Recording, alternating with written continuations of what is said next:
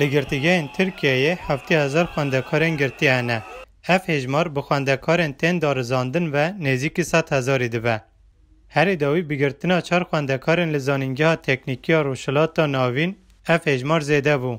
شش ترمه د مراسم مزونیت ده خواندکاران پانکارت تا سال 2005 لکووار پنگوئن هاتی و شاندن و کریبون. لسر پانکارت دبیجه ایدی عالم تایی با نو به پانکارت دستلاتداریا سر و کمار د سیستم آنو ده ترخ نکرن. جبر و پانکارت 4 خواندکار به سوجداریا لسر و کمار حقارت کرینه هاتین گرتن. اف هر 4 خواندکار دبه کوج ساله که حتی 4 سالان بینه جزا کرن.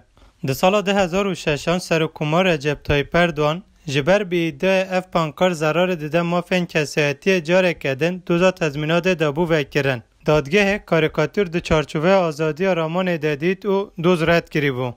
ریخستنا افویه یا ناونتوی جبو هر 4 خواندکاران کامپانیا چالاکیا لزگین دان دست پیکرن.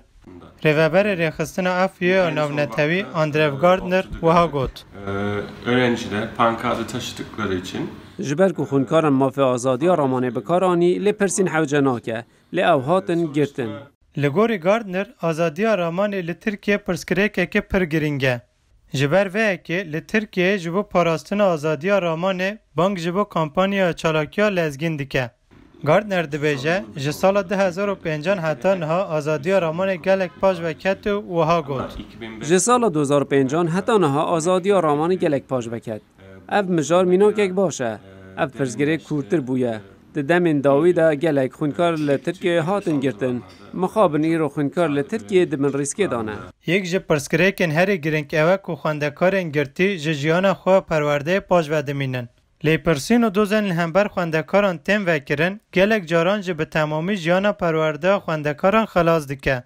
من بوتانی دنگ امریکا ستانبول